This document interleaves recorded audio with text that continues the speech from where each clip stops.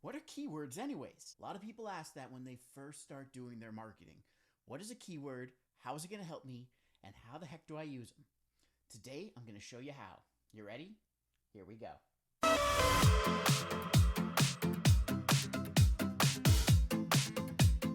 So, to truly understand how keywords work and why they matter, I want you to first do a visual exercise with me. Close your eyes, and I want you to picture the largest library you ever could imagine.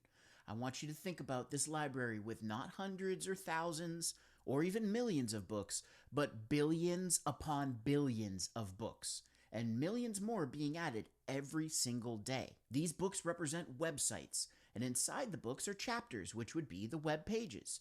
And inside those chapters are pages and lines of text, which would represent your content. But here's the rub. There's no Dewey Decimal System, if you're old enough to remember that, or Central Resource Desk or Mega Librarian that can help you find the book, the page, the chapter, the line, the word that you're looking for. That's where search engines like Google come into play.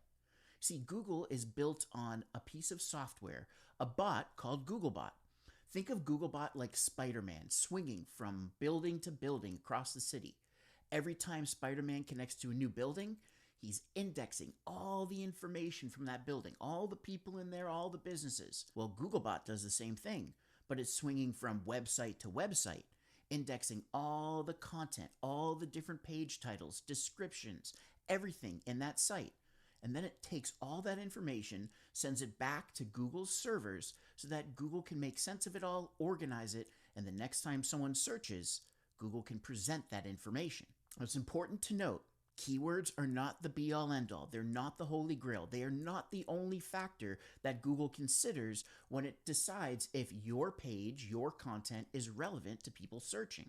In fact, Google considers over 200 different factors or signals when it decides what content, what page, what site is relevant to someone's search. Well, one of those factors or signals is keywords.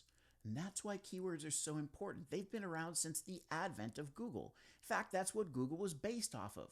When you type something in on google.com, which is called a search query, you're typing in keywords. And it's Google's job to decide if your content is relevant to the keywords typed in that search box. Hopefully those analogies are helpful for you to better understand how Google works and why keywords matter, but I don't want to leave you empty-handed.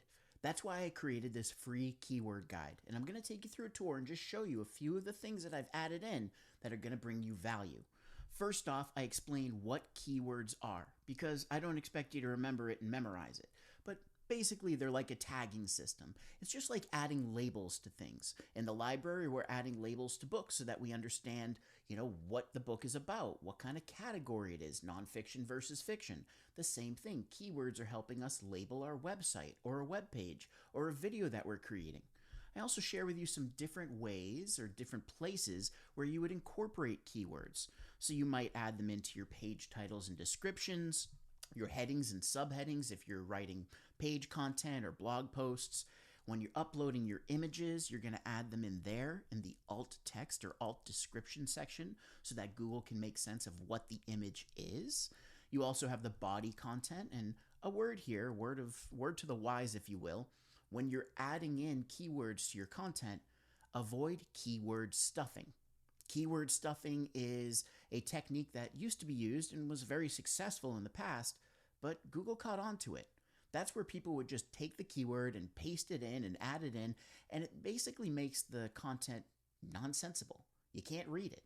Remember, you're writing for your customers and prospects first, and Google and search engines second. The page 1 of the guide is helpful because it tells you how to use keywords and why they're important, but page 2 is where you're really going to get the value. This is where I show you how to find keywords, and specifically 3 free tools that you can use to perform keyword research. First off, we talk about Google Keyword Planner.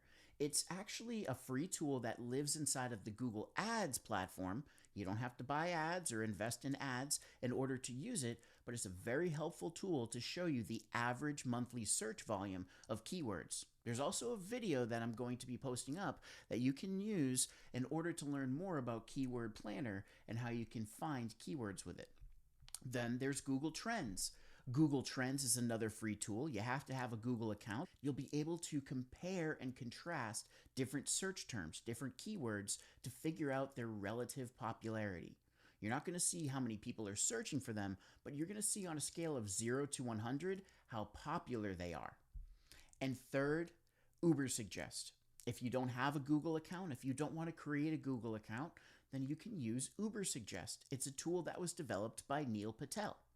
ubersuggest has a freemium model, so you're able to use it up to 3 times in a day in order to search for different keyword ideas and really kind of do that due diligence and get that research done.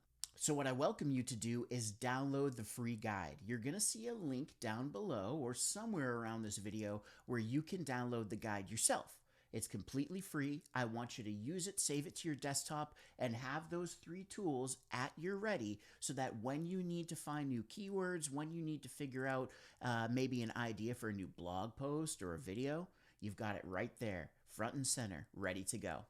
Until next time, I hope that you stay well, stay healthy, stay happy, and of course, here's to your success.